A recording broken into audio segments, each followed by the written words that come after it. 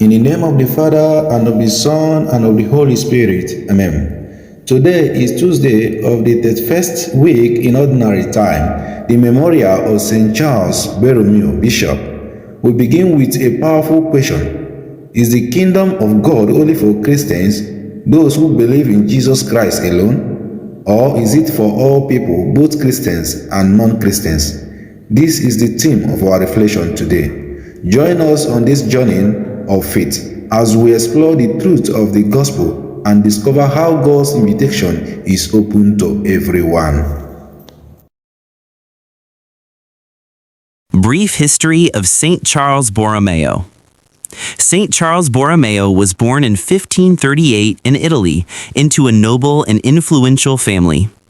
He became the Archbishop of Milan at a young age and was a key leader of the Catholic Counter-Reformation. Known for his deep faith, humility, and dedication, he worked tirelessly to reform the church, improve the education of priests, and care for the poor and the sick. During a plague in Milan, he personally cared for the sick and organized relief efforts with great compassion.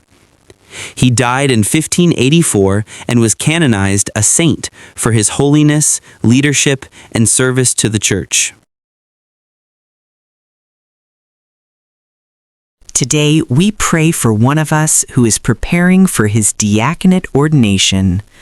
Lord, fill him with wisdom, courage, and holiness, and guide him to serve your people faithfully, and bring success to his forthcoming ordination. We also pray for Ciniere, Fidelia, Josiah, and his mother. Hear their hearts, Lord, and answer their prayers according to your perfect will. May your grace surround them, your peace dwell in them, and your love guide them each day. We also pray for all the members of this family, that God may grant all their heart's desires. We ask this through Christ our Lord. Amen. Let us now listen to today's readings and reflection. First reading. A reading from the letter of St. Paul to the Romans. All of us, in union with Christ, form one body, and as parts of it, we belong to each other. Our gifts differ according to the grace given us. If your gift is prophecy, then use it as your faith suggests. If administration, then use it for administration. If teaching, then use it for teaching. Let the preachers deliver sermons, the almsgivers give freely, the officials be diligent, and those who do works of mercy, do them cheerfully. Do not let your love be a pretense, but sincerely prefer good to evil. Love each other as much as brothers should, and have a profound respect for each other. Work for the Lord with untiring effort and with great earnestness of spirit. If you have hope, this will make you cheerful. Do not give up if trials come, and keep on praying. If any of the saints are in need, you must share with them, and you should make hospitality your special care. Bless those who persecute you. Never curse them. Bless them. Rejoice with those who rejoice, and be sad with those in sorrow. Treat everyone with equal kindness. Never be condescending, but make real friends with the poor. Do not allow yourself to become self-satisfied. The word of the Lord. Thanks be to God. Responsorial Psalm. Keep my soul in peace before you, O Lord. O Lord, my heart is not proud, nor haughty my eyes. I have not gone after things too great, nor marvels beyond me. Response: Keep my soul in peace before you, O Lord. Truly I have set my soul in silence in peace. A weaned child on its mother's breast, even so is my soul. Response: Keep my soul in peace before you, O Lord. O Israel, hope in the Lord both now and forever. Response: Keep my soul in peace before you, O Lord. Gospel Acclamation. Alleluia, Alleluia. May the Father of our Lord Jesus Christ enlighten the eyes of our mind so that we can see what hope His call holds for us. Alleluia. A reading from the Holy Gospel according to Luke. Glory to you, O Lord. One of those gathered round the table said to Jesus, "Happy the man who will be at the feast in the kingdom of God." But he said to him, "There was a man who gave a great banquet, and he invited a large number of people. When the time for the banquet came, he sent his servant to say to those who had been invited, 'Come along, everything is ready now.' But all alike started to make excuses. The first said, 'I have bought a piece of land and must go and see it. Please accept my apologies.' Another said, 'I have bought 5 yoke of oxen and am on my way to try them out. Please accept my apologies.' Yet another said, 'I have just got married and so am unable to come.' The servant returned and reported this to his master. Then the householder, in a rage, said to his servant, 'Go out quickly into the streets and alleys of the town and bring in here the poor, the crippled, the blind, and the lame.' 'Sir,' said the servant, 'your orders have been carried out, and there is still room.' Then the master said to his servant, 'Go to the open roads and the hedgerows and force people to come in to make sure my house is full.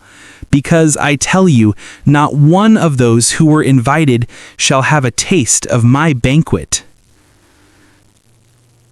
The Gospel of the Lord.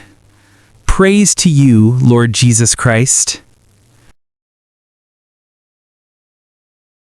Theme: The kingdom of God is for all who accept the invitation.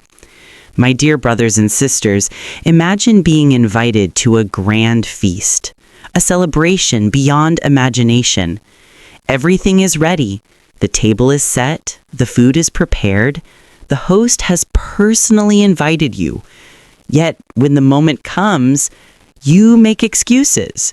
You say, "I am too busy.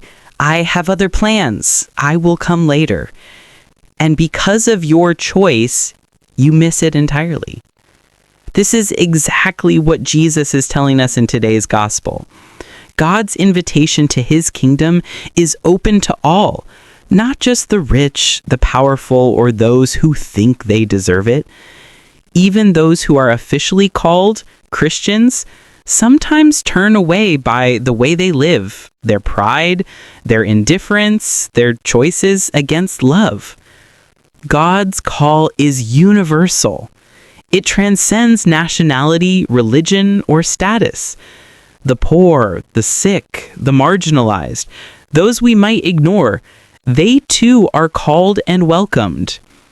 Look at St. Charles Borromeo, whose life we celebrate today. He was born into privilege, yet he didn't hoard his blessings. He saw the suffering, the sick, the poor during the plague in Milan, and he acted, personally caring, personally serving, personally loving. He shows us that God's invitation is not for show. It is meant to move us into action, to love God and neighbor. The first reading reminds us that our gifts are not for ourselves alone.